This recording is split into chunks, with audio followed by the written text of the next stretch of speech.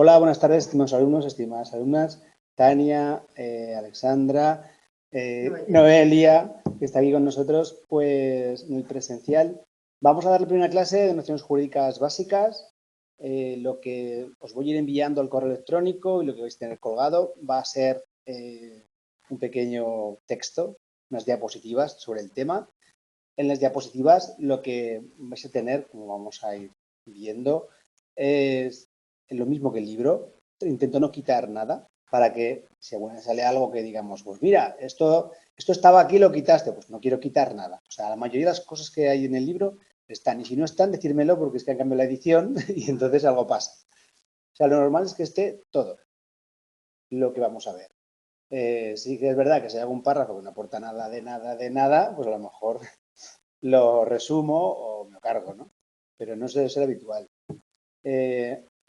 El tema 1 lo reformaron el libro del año pasado. Entonces, lo que ocurre es que no hay demasiadas cosas como muy importantes, que lo que es muy importante, lo que puede caer en test, está en color rojo.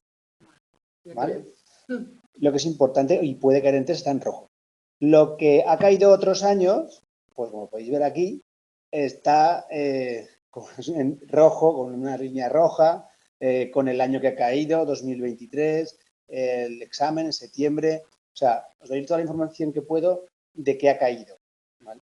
En este tema, pues al ser nuevo ha caído muy poco. Pero hay temas que son de otros años, donde hay cada página tienes 4 o 5 cosas que han caído otros años. Entonces, la cuestión es, pues, que mi sistema de estudio es que vais estudiando, pero sobre todo vais viendo qué es lo más importante. Porque hay muchos conocimientos que a lo mejor no sirven de gran cosa. O sea, que Ignerio fue el primer maestro glosador y que pues comenzó un poco la escuela de Bolonia y el origen de la universidad y todo eso, pues bueno, pues puede servir en la vida, pues como cualquier otro conocimiento que no tiene demasiada utilidad. Pero claro, que fue el primer maestro glosador, según el libro, pues sí que os cae test, pues sí que es importante. Claro. Entonces, un poco esa es la idea. En otros temas, al final del tema, también os hago unos esquemas. Los esquemas son para que, bueno, los que os he hecho yo, pues bueno, para que veáis cuál es la mejor forma de estudiar. Yo pienso que la mejor forma de estudiar siempre es hacer, o sea, como cuando ves una película. Tú ves una película y cuando la has visto 3 o 4 veces, por el final te salen los diálogos y tú no te los has estudiado. Entonces, ¿cómo me sé los diálogos de la película? Pues a base de repetir, cuando lo veo muchas veces. Entonces, el sistema de estudio que vamos a seguir, si os parece bien, es repetir los 5 temas que tenemos en primer parcial todas las veces que podamos. Como tenemos más de 10 clases, podemos darle al temario 2 vueltas. ¿Qué es lo ideal? Pues darle 3, 4 vueltas, todo lo que podamos. Pero en clase nosotros vamos a hacer eso. Vamos a asegurar de que 2 vueltas vamos a dar o 3, porque habrá 2 clases especiales al final, o sea, al final del primer cuatrimestre, del trimestre, donde haremos un repaso a todos los temas. A todas las preguntas, haremos un repaso a todas las preguntas de test, a todas las preguntas de desarrollo que han caído, porque si por si acaso no sabéis, pues el tipo de examen son 10 preguntas de test y luego 2 preguntas de desarrollo, elegir una. Esas preguntas de desarrollo son cortitas. Entonces,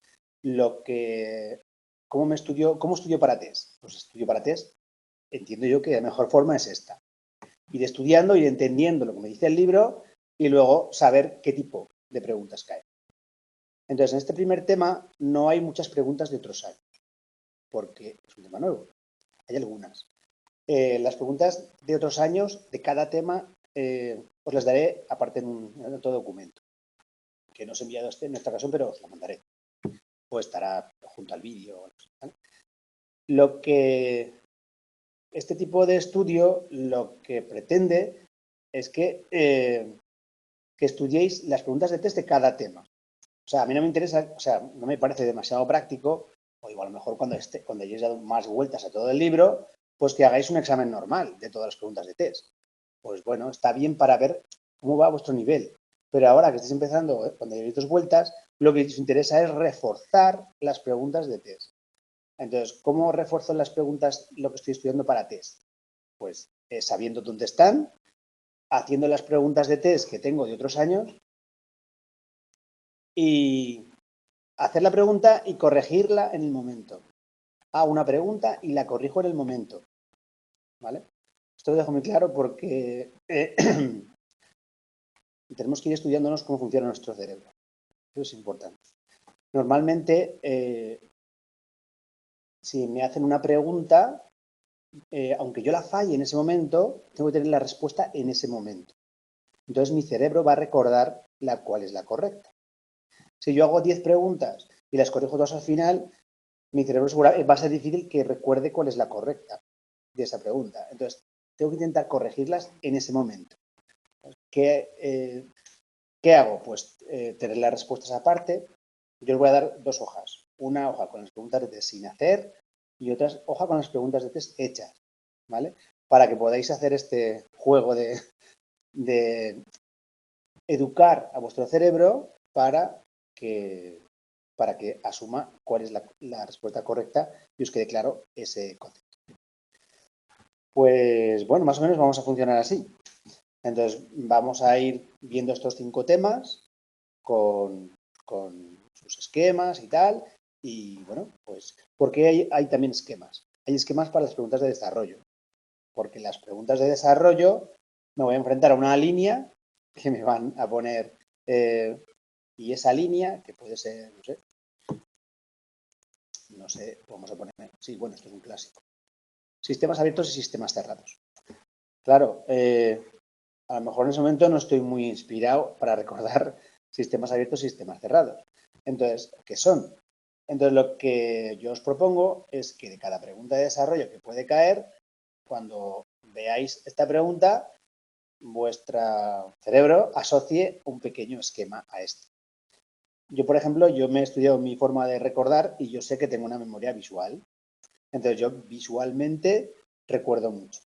Recuerdo mucho cosas visuales y sentimientos. Esas 2 cosas las recuerdo mucho. Entonces, cualquier conocimiento que pueda asociar a una imagen, lo voy a recordar antes. Cualquier conocimiento que pueda asociar a un sentimiento, lo voy a recordar antes. Entonces, soy muy de hacer un esquema y, pues no sé, si es por causa de muerte, pues dibujarme una calavera y 2 huesos y cosas así, ¿no? Cosas que yo sé que me van a hacer recordar. Entonces, vosotros probáis, si es un sistema que os viene bien, lo hacéis así. Si os va a otro sistema distinto, pues os vais viendo lo que más os gusta y vais seleccionando. Así que, pues, también tiendo a relacionar mucho unos temas con otros. Cosas que a veces no es muy necesario, pero en otras sí. Por ejemplo, al final del tema sí que os digo aquí, ojo, os señalo que tengáis claro un par de conceptos, ¿no? Que está en otro tema, sí, pero que han caído en test en junio de 2023, además, es que voy señalando todos los exámenes que han caído. Y también hago un vídeo, cuando tengáis el examen, también hago un vídeo dedicado a corregir el examen. También corrijo el examen, ¿vale? Bueno, pues nada, vamos a comenzar un poco. Ya sabéis un poco la técnica que vais a tener. Recordar eso, que están las fechas de los exámenes, que esto pone Jun 22, o si aparece una L por ahí, es que en algún momento había ese test estaba en el libro, porque luego dejaron de poner test en los libros. Uno de los problemas que vamos a tener cuando veáis los test antiguos es que hay preguntas que no están en el tema. ¿Qué pasa? Que cambia la edición del libro, entonces ahora podemos hacer los test de los últimos 3, 4 años, pero claro, si hacemos unos test del tema, de este tema, bueno, este tema no, del tema 2, que lleva más años, y resulta que es de 2014, pues seguramente, aunque esté el test ahí, pues nos puede servir para relacionarlo con otro. O sea, no está mal, mal no está. Lo que pasa es que la pregunta concreta esa a lo mejor no está en el libro, pero no está mal que lo relacionéis, porque nunca sabemos de dónde van a sacar las preguntas. Bueno, pues vamos a empezar. Si tenéis cualquier duda, pues me paráis, me preguntáis, o si queréis intervenir. Estas 2 hojas las pondrás para poder descargarlas. Sí, tenéis un PDF con el tema ya en vuestro correo electrónico, ¿vale? Revisarlo porque está en correo electrónico, ¿vale? Si tenéis cualquier duda, pues vamos, me lo decís, pero en el correo electrónico tenéis, vale. Os voy a enviar los temas y los tests y todo. También este vídeo que se queda grabado en una aplicación que se llama UNEDplay. También está en internet y podéis buscarlo y está en abierto. Los dejo todos los vídeos en abierto para que se puedan descargar, ¿vale?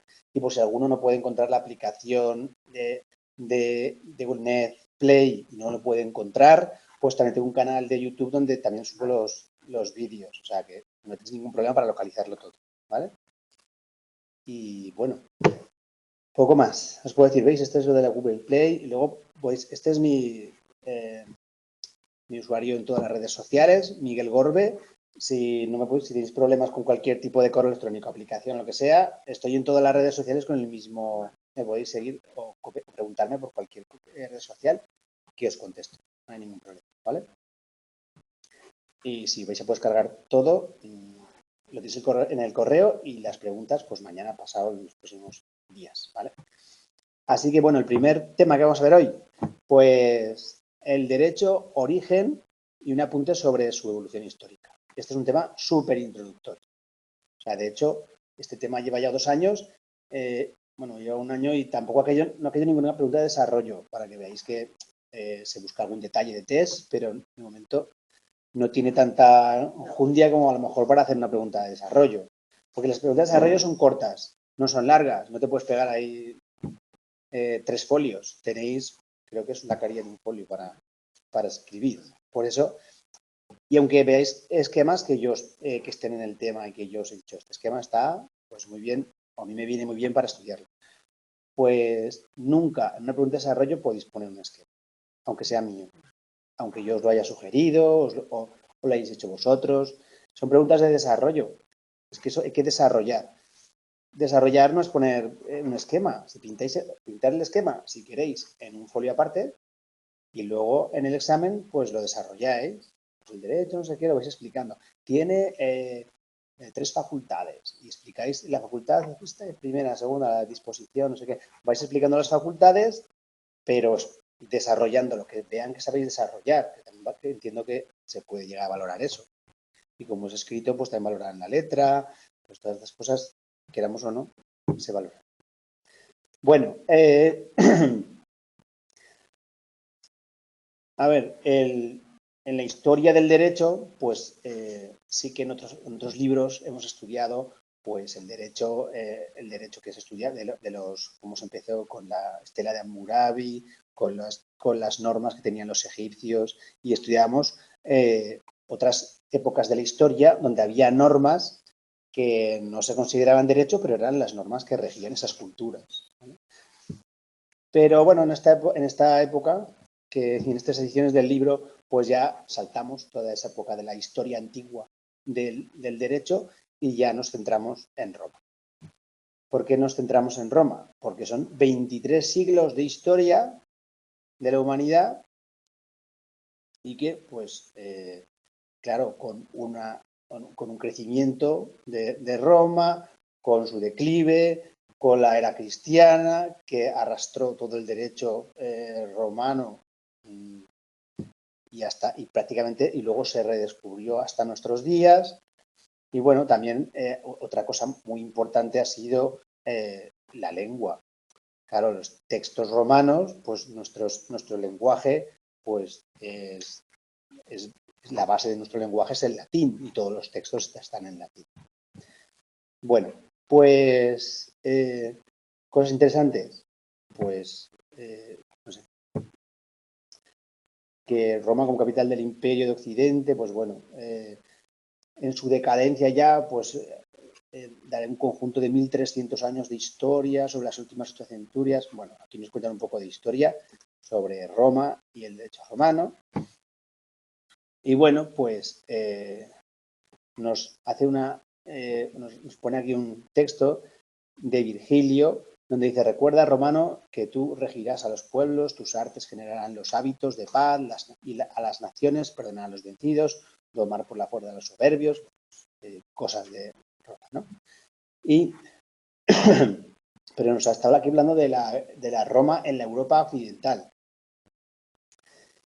Y bueno, pues aquí nos recuerda que Odoacro, pues en una historia muy rocambolesca, que es un representante de un emperador, pues da las insignias imperiales a título de patricio. Pero claro, aquí no te explican ni lo que es un patricio, ni quién es esta persona. Entonces, es un poco complicado contarte una anécdota de algo que no te han introducido.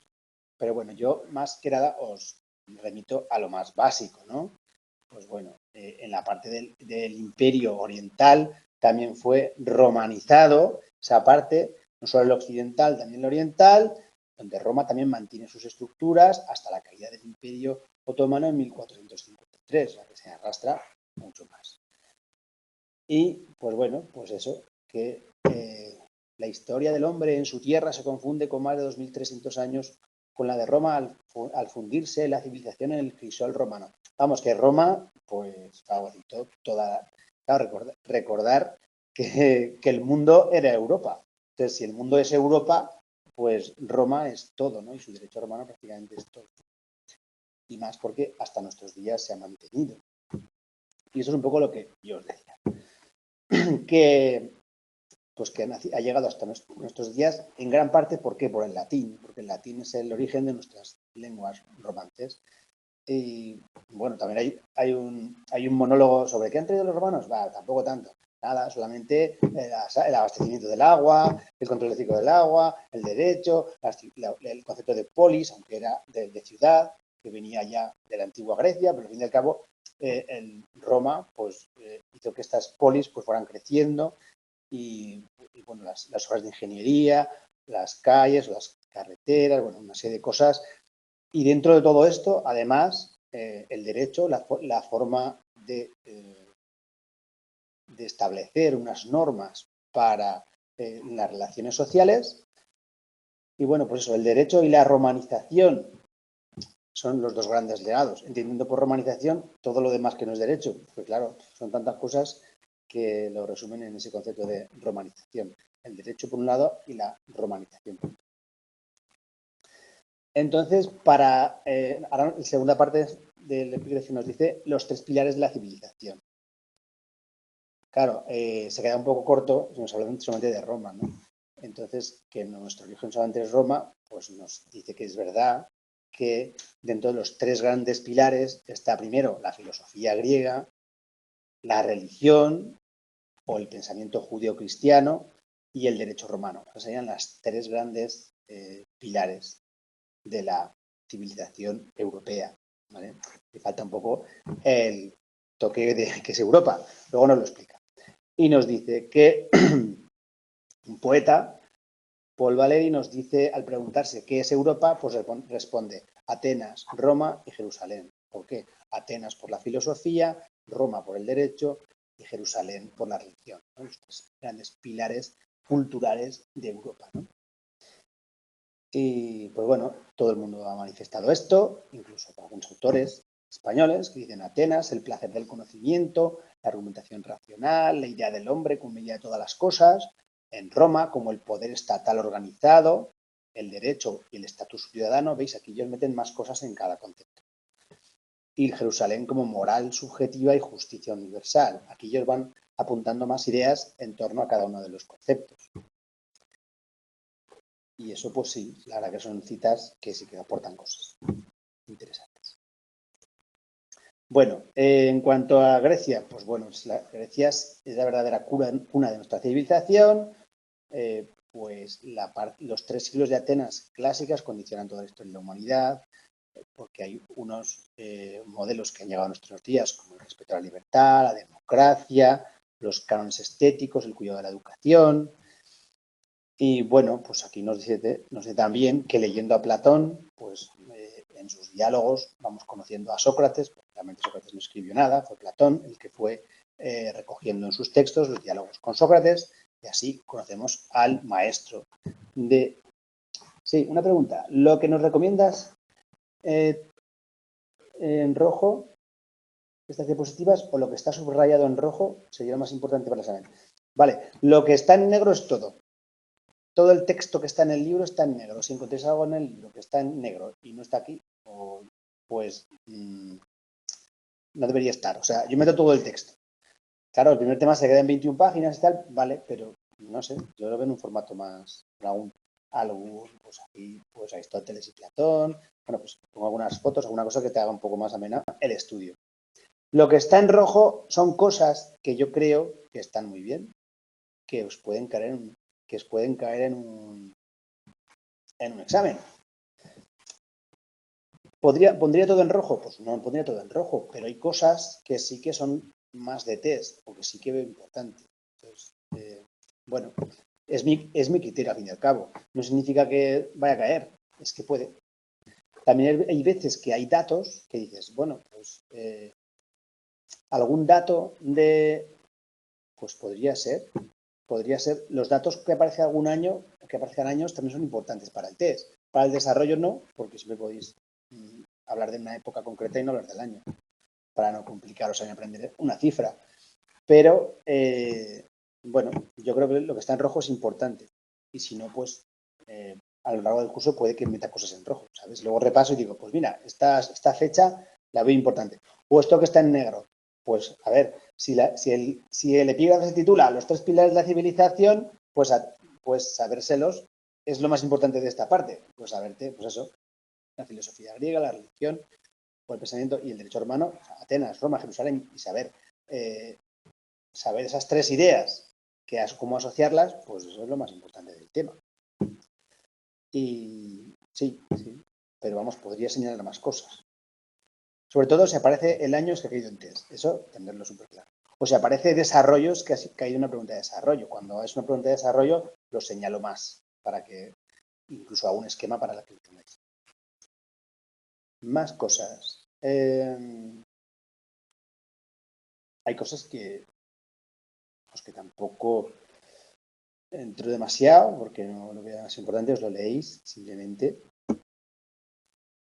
Porque un poeta dice que Grecia cautiva por Roma, cautivo su fiero vencedor, llevó, pues bueno, pues os lo leéis un poco y ya está, no tiene más, ¿no? Está en el libro y deja de estar ahí. Es probable que el pensamiento filosófico griego fuese objeto de conocimiento como expresión de la cultura por los juristas romanos. Hombre, claro.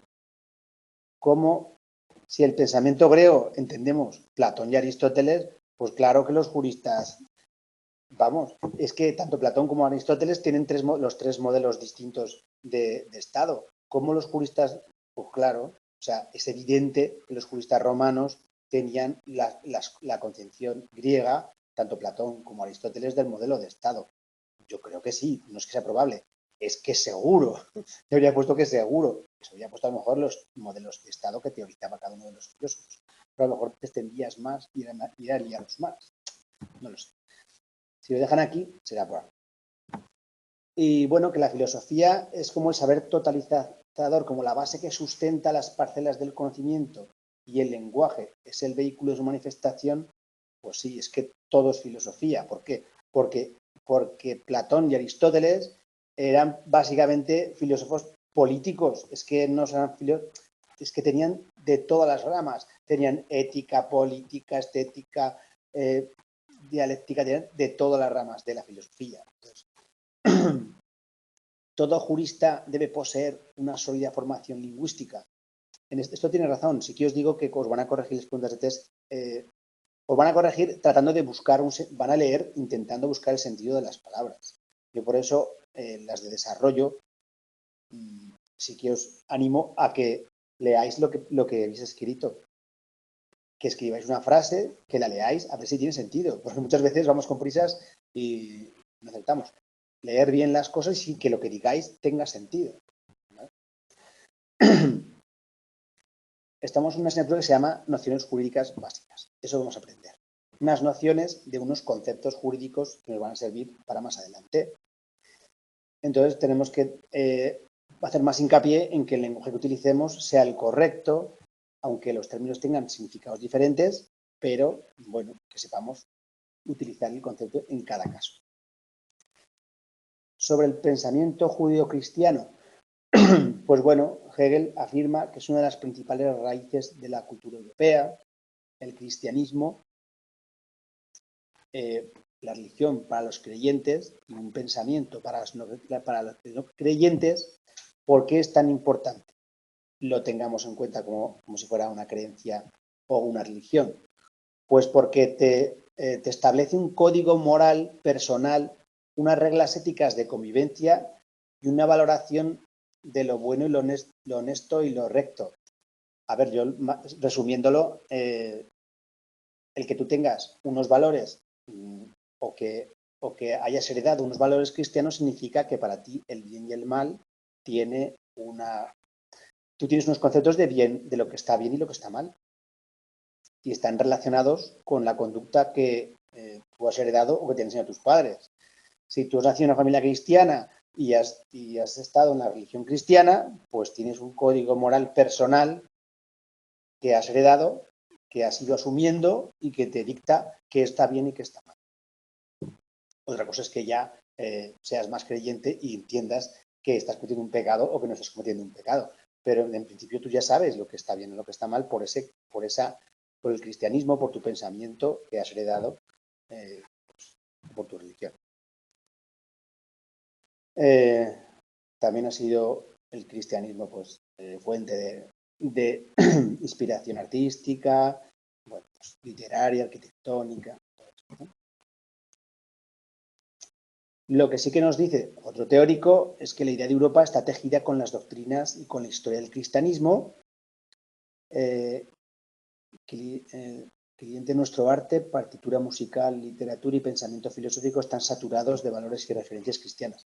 Sí, claro, es que también el propio derecho romano, cuando entró el cristianismo en el derecho romano, hubo un cambio respecto a Roma, a los textos más clásicos, en que ya se ve esa moral, ese pensamiento, ese el bien y el mal, que hasta en ese momento no estaba tan claro, porque antes era lo recto y lo honesto.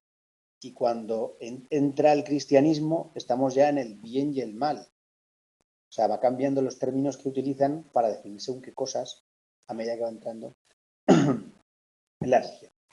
Bueno, Roma da luz al derecho.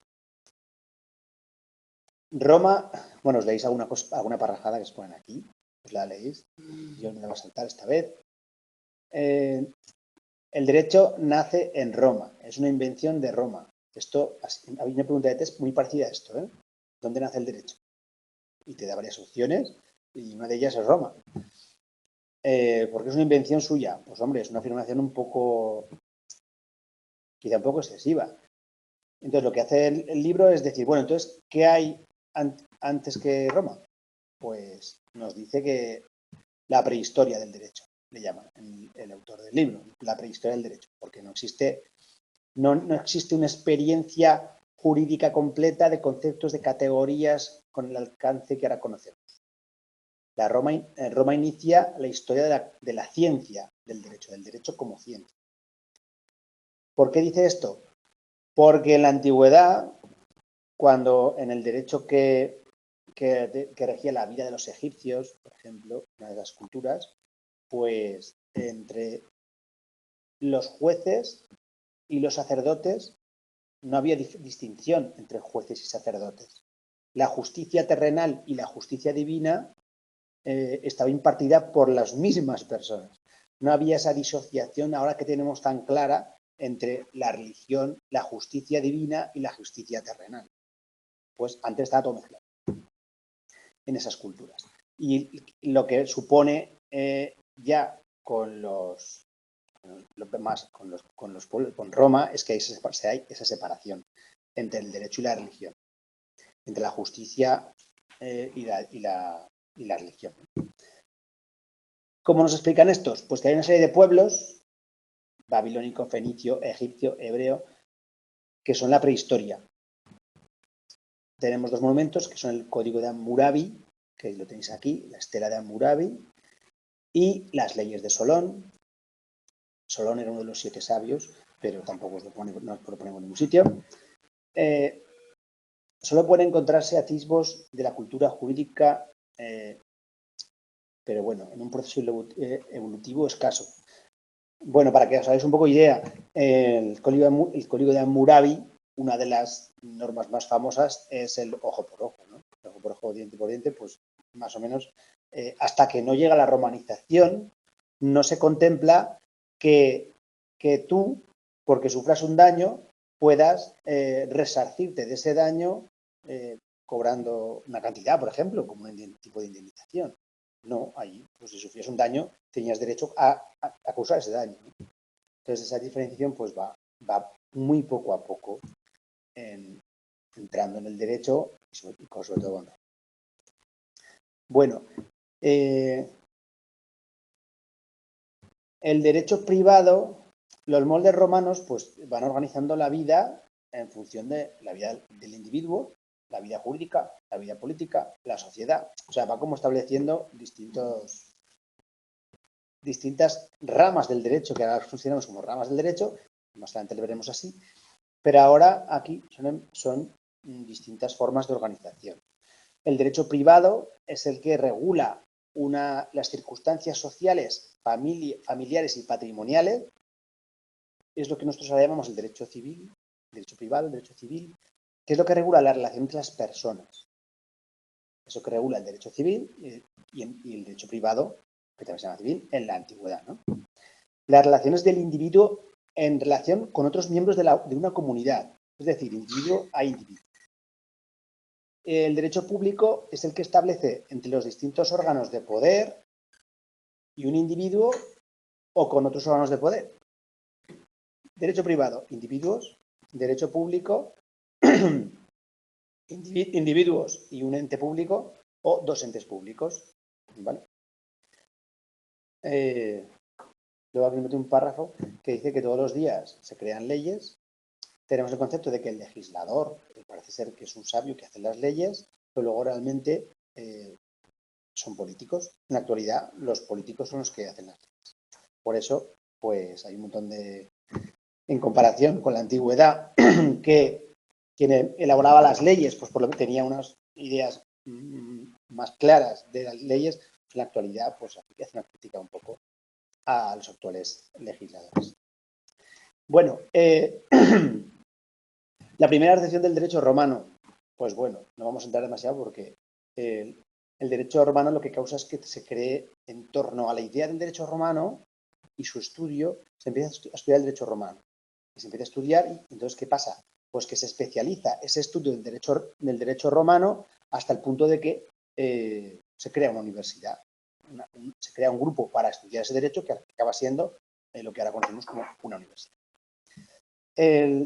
Aquí tenemos una representación de uno de los primeros glosadores, aquí no se vaya, de uno de los textos más antiguos que existen, que es el Digesto de Justiniano, de las compilaciones, de los textos que van en una compilación, que están varios textos compilados, ¿no? Y ese texto se empiezan a difundirse copias para que se estudie. Estas copias, que no son originales, son como vulgares, ¿vale? Entonces se denominan vulgata, porque son como vulgares. Entonces, Irnerio es el primer maestro glosador, que esta pregunta cayó en septiembre de pregunta de test, y comienza lo que se denomina la segunda vida del derecho romano y la recepción del derecho romano en Occidente.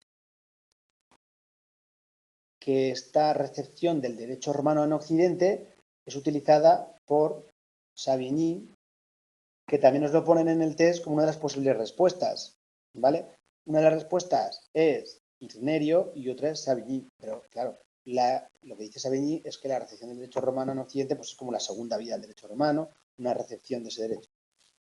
Pero bueno, tienes que diferenciar las dos cosas. Bueno, Irnerio lo que hace es funda el Stadium, es decir, un grupo de personas que estudian que da origen a la Universidad de Bolonia. Una de las cosas que estudian, que es el digesto. El digesto es una parte del Corpus Juris Civilis. Yo la traeré un día, uno de los que tengo, y veréis que, pues nada, pues es un texto que va recogiendo instituciones de distintos autores clásicos y, bueno, pues un gran tesoro de la historia y que hace que nazca la universidad en torno a su estudio. Y, pues bueno, la única materia que se estudia durante 2 siglos es, pues esa, el digesto, se estudia el derecho romano en esos textos. Y luego ya en el siglo XIV, pues ya pues, los textos romanos se van estudiando y ya se estudian otros textos, en esas universidades se van estudiando otros textos. Y así nace pues la catedral, en torno a la Catedral de Notre Dame, pues la Universidad de la Sorbona y otras universidades. En Italia la de Padua y en Montpellier pues se funda otra universidad. Bueno, no sé muy bien hasta qué punto vale la pena estudiarse esto, ¿no? Pero bueno, nos lo tenemos en el libro. Sí que es importante estos maestros glosadores que hacen que los textos vuelvan a renacer con el tiempo. ¿Qué es lo que hacen? Pues cogen los textos romanos y como en la antigüedad no había POSIT, pues lo que hacían, no había notas de estas que se pegan, pues ¿qué es lo que hacían? Pues escribían en el margen. En el margen escribían el que, pues lo que ellos iban, hacían una síntesis, hacían comentarios, aclaraciones, y eso lo ponían en un ladito, ¿no? Aquí, ¿veis? Esto es una página del texto, pues aquí en un lado del libro, hacían esto. ¿Qué es? Una glosa. ¿Qué es? Pues con la finalidad de qué? Pues de explicar un poco mejor lo que pone en el texto, resumir, explicar y interpretar, no. Interpretar, no. No trataban de interpretarlo. ¿Veis? Si os ponen en test, pues está en rojo porque es interesante, hay que distinguirlo. No interpretaban nada. Lo que querían era aclararlo, explicarlo mejor, resumirlo. Y por eso hacían estas glosas.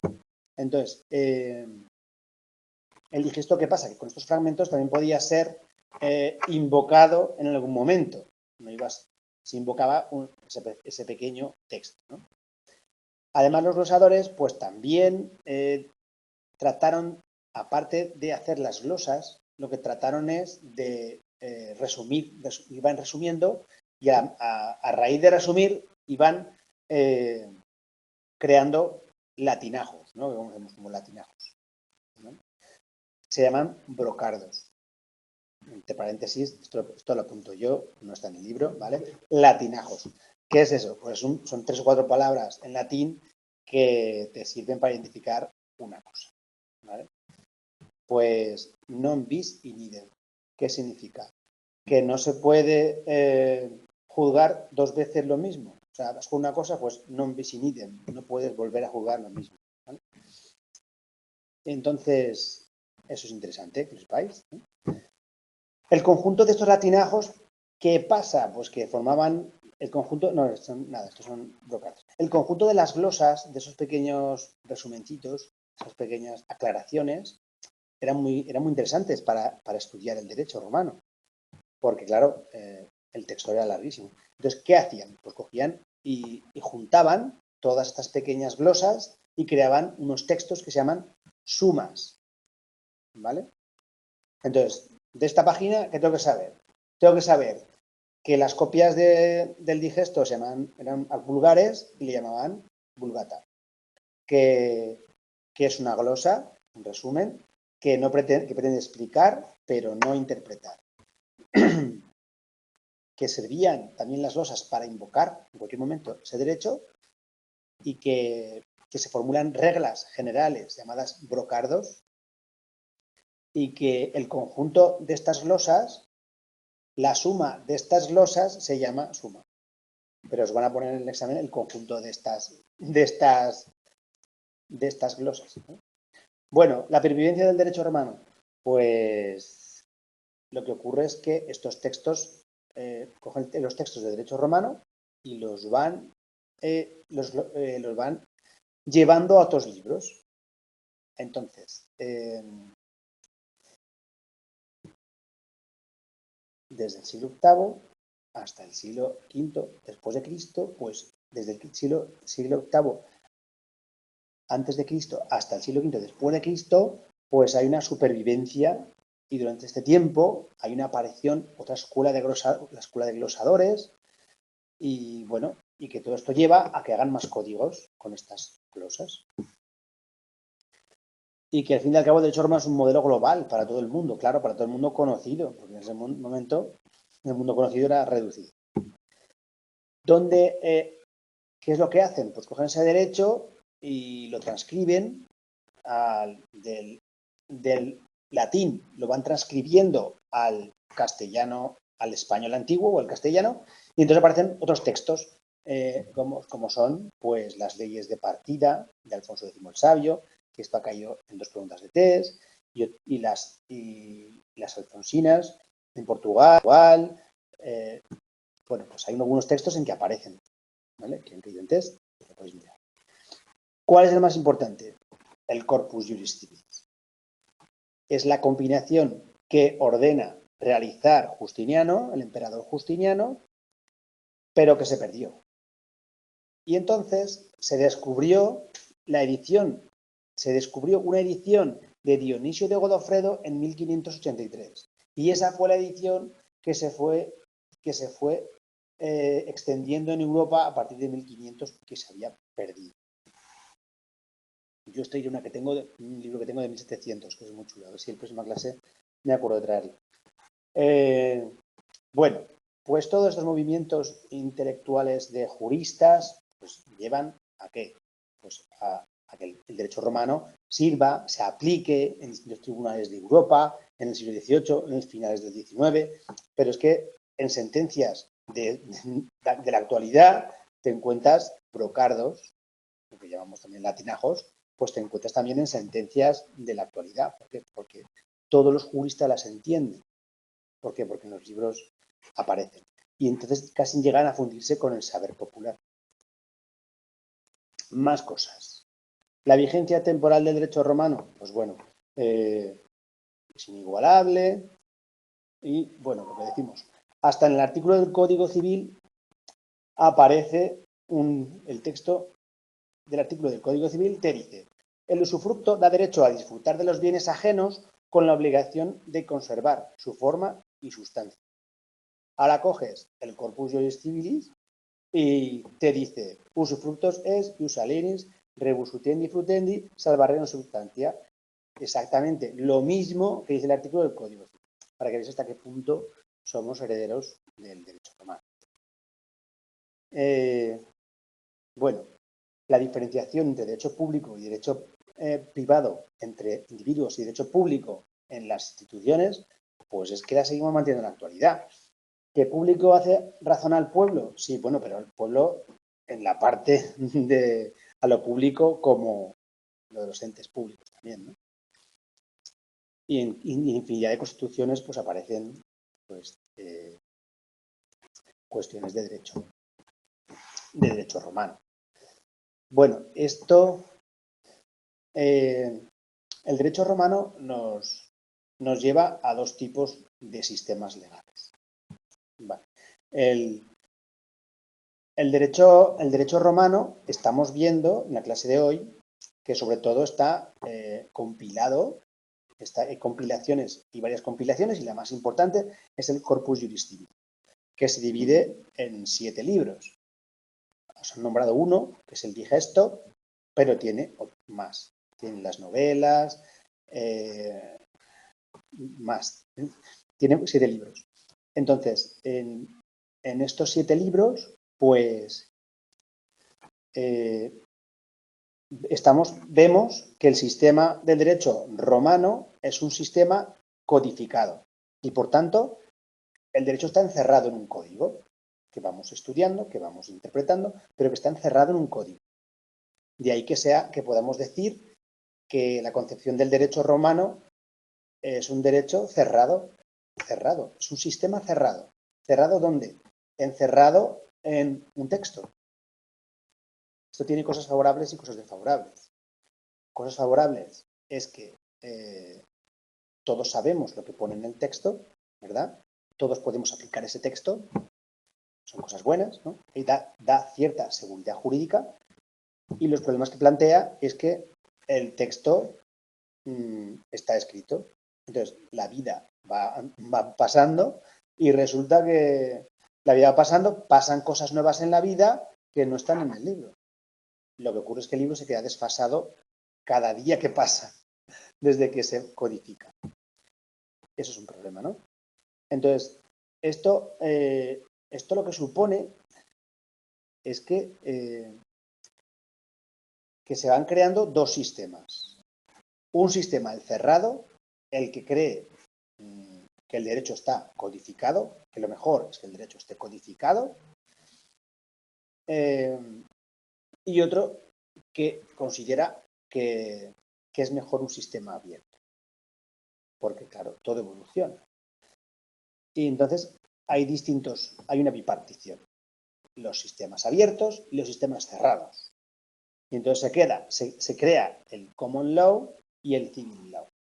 El codificado y el romano es el cerrado, el civil law. ¿Por qué? Porque hemos hablado del corpus iuris civilis, ¿vale? Entonces, son dos experiencias de la ciencia del derecho, ¿vale? Pero vamos a estudiarlas, ¿no? Si no, no vamos a saber qué es. Bueno, pues common law lo que nos dice es que es un derecho común. Common law, ley común, ¿vale? Ley común, ¿vale? Que tiene origen británico, ¿vale? Estupendo. Debido a su diversidad y distintas costumbres, ¿vale? Se impone algo común a todos los tribunales del nuevo Reino Unido, ¿no? Bueno, pero entonces, ¿en qué quedamos? Vale. Vamos a concretar, porque es un poco ambiguo este apartado. Entonces, hemos entendido que el common law, derecho común, es abierto. Vale, entonces no se encuentra en los códigos, porque ese sería el sistema cerrado, ¿verdad? Que sería el civil law. Vale. Entonces, el common law es un sistema abierto que se basa en un derecho jurisprudencial, en las sentencias que dictan los jueces. Esto ocurre, pues ahora veremos, en todos los miembros de la Commonwealth, Estados Unidos, Reino Unido, Canadá, la India. Vale. ¿Qué consideran? Pues consideran que la justicia, la jurisprudencia está en continua transformación a través de las distintas sentencias de los tribunales. Esto cayó en febrero de 2022. ¿Qué es que cayó? Pues que en los sistemas abiertos están consideran que hay una continua transformación con los distintos pronunciamientos de los jueces y tribunales. Claro, ¿en qué se basa entonces? Se basa en el método del caso, del case law. Es decir, ocurre un caso, un juez lo resuelve, lo sentencia, como el sistema judicial americano, y este caso es lo que se estudia. Si habéis visto películas o series, estudian el caso Robert contra Robert, que no estudian la ley, no, están estudiando una sentencia de cómo se aplicó justicia en ese caso. Y ese caso es lo que va a servir para ilustrar otros casos. Para montar la defensa de un caso, tienes que saber otros casos y decir que es similar a esos casos. Entonces, esto es lo que se denomina un sistema abierto. ¿Por qué esta realidad dónde está? Pues en los países de la Commonwealth, pues aparte de Estados Unidos, el Reino Unido, Australia, Canadá, India, nada menos, la India. Frente a esto, ¿qué hay? Pues lo que nosotros conocemos, lo que somos hereditarios nosotros, el derecho romano. En el derecho romano tenemos el civil law, el que se aplica a la Europa continental. También hay otros estados, como los de América, en que también se va a aplicar. ¿Por qué? Pues porque Iberoamérica tiene una influencia de España y de Portugal enorme, ¿no? De hecho, que fueron descubiertos, ¿no? Fueron sus descubridores. Y que llevamos nuestra cultura entre la que está el derecho, la religión y la filosofía, ¿vale? Esos tres pilares los llevamos a América. Entonces, ¿qué ocurre? Pues que hay sistemas cerrados que reconocen que el derecho es el que está vigente en ese momento, que son textos legales escritos y que, ¿por qué es bueno? Porque los particulares lo pueden invocar y pueden decir, bueno, pues esto, ¿por qué lo dice el derecho? Porque está en este código. Para fundamentar las demandas ante los tribunales, digo, bueno, pues es el artículo tal del código tal. Sin embargo, en Estados Unidos se diría, es que el caso Robert contra Mason, no sé qué, aquí dicen que esto, pues, claro, es la gran diferencia y lo que tratan de que entendáis. Entonces, ¿qué tiene este derecho? ¿Qué tiene este sistema cerrado? Bueno, Pues que da seguridad jurídica. Porque, claro, el juez, ¿qué hace? El juez va a aplicar el derecho. No se lo puede inventar o no lo puede crear tanto como el que no tiene el texto, no tiene la ley. Porque tiene que aplicar un derecho preexistente, objetivo, cerrado, codificado y conocido por las partes. Aquí acaba el tema, ¿vale? Entonces, yo lo que trato de relacionaros es que otro tema en el que aparece algo que ha caído en los test muchas veces y que está muy relacionado. Para que tenéis fresca la idea, os recuerdo que el derecho que no está escrito y no está codificado tiene para nosotros, en un sistema cerrado, también tiene un nombre, que es el derecho consuetudinario. Para nosotros es un derecho que se basa en las costumbres, en las prácticas de un lugar, en una serie de creencias que se adoptan como normas obligatorias y que te pueden llegar a obligar. Este es el derecho no escrito de las costumbres, se llama consuetudinario. Y para nosotros, pues, es cierto que está relacionado con ese sistema, con ese tipo de sistemas más abiertos. Esta forma de expresar el derecho se encuentra en los dos sistemas jurídicos de derecho continental cerrado como en el common law abierto. Es decir, ¿por qué es importante el derecho consuetudinario, que es el de las costumbres? Porque en el tema, cuando lo veamos, cuando lo estudiemos, tendréis que saber que es un denominador común entre los dos derechos. El derecho consuetudinario es el de las costumbres, las prácticas, las creencias y que está en los dos sistemas jurídicos. Esta pregunta ha caído en test en junio de 2023, en septiembre del 2022 y os la pongo aquí para que podáis relacionar estos dos conceptos de abierto y cerrado con el derecho consuetudinario, porque se ve muy claro que se encuentra en los dos, porque hay costumbres en los dos, hay prácticas y creencias en los dos y existiría en los dos sistemas, tanto abiertos como cerrados. Y pues poco más os puedo decir, creo que de este tema no hay mucho más. Lo dicho, este tema lo tenéis en el correo electrónico, os daré los test que habéis visto que aparece por aquí, os los daré también para que los podáis hacer.